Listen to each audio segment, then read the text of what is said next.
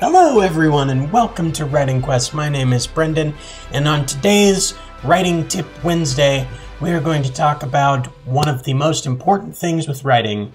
Here we go.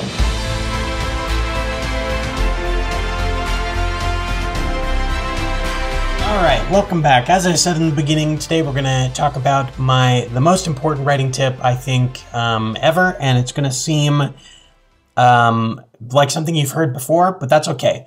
It is write a little bit every day. Now, the reason I say write a little bit as opposed to write every day is that one of the things I think you hear a lot with writing is people say, write 1,000 words. I think Stephen King is write 6 pages. That's what his goal. I don't think he tells other people to do that. I think that's what he says his goal is. What I've found effective into writing a bunch of words in one day and working my way up to that is write a little bit every day. If you can only write one word, write that one word. I know it sounds crazy. I know, like, everyone, you're like, you got to write that novel, and you have to work up to it. It's like anything. If you're exercising, you gotta build up to it. If you're, changing any habit of any kind, you have to build up to it. Same with writing. For me, what I found is I started with, I'm just going to try to get 50 words. 50 words. That's like a paragraph and a half, maybe. That might be too many. And then you just build it up. Every time you write, you just try to push. Maybe you write 55 and 60 and 65. And eventually, before you know it, you're going to be writing 500,000 words a day. I've found using this process because I just struggled. I couldn't sit down and focus long enough, which is a combination of a lot of other reasons, of course. There's a lot of things about focus that don't just apply to writing. However, for me, it was like I just had to start with something, and then I taught myself to achieve the goal of writing every day. So I think the book Atomic Habits by James Clear is a great example. He talks about kind of the whole point of that book is get 1% better every day.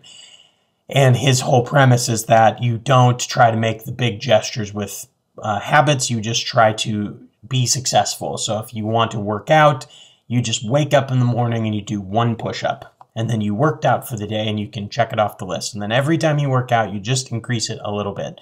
Same with writing. I think it's so important I've found when I've tried to get too crazy with, like, I'm going to write 2,000 words today. I'm going to write 1,000 words today, and I could never hit it. It's demoralizing. It totally just ruins the process. And on top of that, it crushes the creativity. So what I found is if I took the pressure off and I just said, I'm going to write 100 words today, which is 2 paragraphs or whatever, I'd always write more. I'd always do a little bit more because I'd start writing and then I'd go, oh, and then I'd have an idea and I'd write a little more. So I really think this is important to just take the pressure off.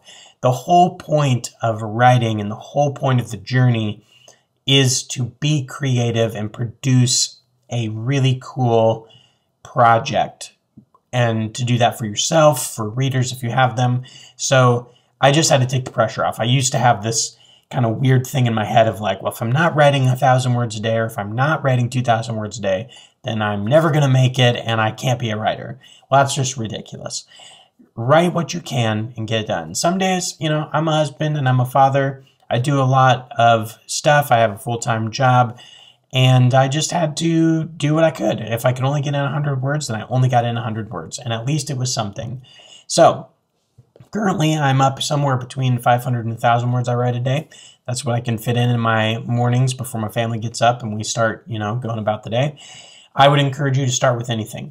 The next side of this tip, which we'll get into with another video later on, is you got to keep your outline a little bit ahead of you. Now, there's a lot of controversy, I wouldn't say controversy, disagreement about whether you should be a full outliner, whether you just write off the seat of your pants. I've kind of fallen somewhere in the middle, and I think that's where most people end up too. It's too much for me personally to try and outline the entire book. It's just too much. It's too much for me to think about. I found it better to actually have my history of the world and the backstory down before I write. That's proven to be more helpful to me. And then basically, I do what I call a rolling outline. So I just basically just keep the next thing, as I'm writing, I'm just outlining a little bit ahead of myself. So as I'm writing chapter 2, I have a decently solid outline for chapters 3 through 6. And then I just kind of expand. If I come across something in my writing where I'm like, okay, I want to explore this again, but I want to explore it in chapter 8, that seems like a good place, I just take notes. If you saw my video about how I use Notion to organize my writing, you can definitely check that out here. And I would check that out. I talk about, I kind of show some of that rolling outline and how I do the writing. I just think that's the best way that I've found, like, because it's not so much that you're thinking too far ahead, but it's enough to keep you going. Because if you don't know where you're going, for me, if I didn't have somewhere I knew I was trying to get to, then my writing becomes very unfocused. I'm not, I'm basically just writing nothing.